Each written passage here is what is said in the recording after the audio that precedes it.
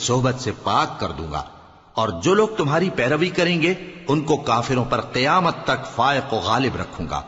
پھر تم سب میرے پاس لوٹ کر آؤ گے تو جن باتوں میں تم اختلاف کرتے رہے اس دن تم میں ان کا فیصلہ کر دوں گا۔ اب جو کافر ہوئے ان کو دنیا اور آخرت دونوں میں سخت عذاب دوں گا اور ان کا کوئی مددگار نہ ہوگا۔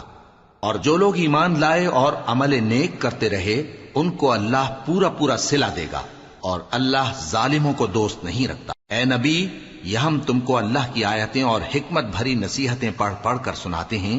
عیسیٰ کا حال اللہ کے نزدیک آدم کا سا ہے کہ اس نے پہلے مٹی سے ان کو بنایا، پھر فرمایا کہ باشعور انسان ہو جا، تو وہ ویسے ہی ہو گئے۔ یہ بات تمہارے پروردگار کی طرف سے حق ہے تو تم ہرگز شک کرنے والوں میں نہ ہونا۔ پھر اگر یہ لوگ عیسیٰ کے بارے میں تم سے جھگڑا کریں اس کے بعد کہ تم کو حقیقت معلوم ہو ہی چکی ہے، تو ان سے کہنا کہ آؤ ہم اپنے بیٹوں اور بیٹیوں کو بلائیں، تم اپنے بیٹوں اور بیٹیوں کو بلاؤ، اور ہم خود بھی آئیں اور تم خود بھی آؤ۔ پھر دونوں فریق اللہ سے دعا و التجا کریں، اس طرح جھوٹوں پر اللہ کی لعنت بھیجیں۔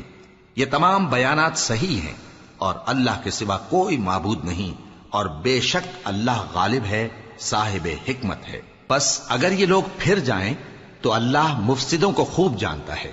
کہہ دو کہ اے اہل کتاب، جو بات ہمارے اور تمہارے دونوں کے درمیان یکساں تسلیم کی گئی ہے اس کی طرف آؤ، وہ یہ کہ اللہ کے سوا ہم کسی کی عبادت نہ کریں اور اس کے ساتھ کسی چیز کو شریک نہ بنائیں، اور ہم میں کوئی کسی کو اللہ کے سوا اپنا کارساز نہ سمجھے۔ پھر اگر یہ لوگ اس بات کو نہ مانیں تو ان سے کہہ دو کہ تم گواہ رہو کہ ہم اللہ کے فرما بردار ہیں۔ اے اہل کتاب، تم ابراہیم کے بارے میں کیوں جھگڑتے ہو؟ حالانکہ تورات اور انجیل ان کے بعد اتری ہیں اور وہ پہلے ہو چکے، تو کیا تم عقل نہیں رکھتے؟ دیکھو، ایسی بات میں تو تم نے جھگڑا کیا ہی تھا جس کا تمہیں کچھ علم تھا بھی، مگر ایسی بات میں کیوں جھگڑتے ہو جس کا تم کو کچھ بھی علم نہیں؟ اور اللہ جانتا ہے اور تم نہیں جانتے۔ ابراہیم نہ تو یہودی تھے اور نہ عیسائی، بلکہ سب سے بے تعلق ہو کر ایک اللہ کے ہو رہے تھے، اور اسی کے فرما بردار تھے اور مشرکوں میں نہ تھے۔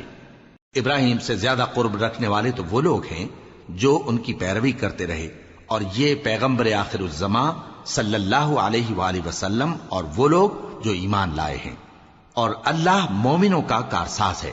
اے اہل اسلام، بعض اہل کتاب اس بات کی خواہش رکھتے ہیں کہ کسی طرح تم کو گمراہ کر دیں، حالانکہ یہ تم کو کیا گمراہ کریں گے، اپنے آپ کو ہی گمراہ کر رہے ہیں اور نہیں جانتے۔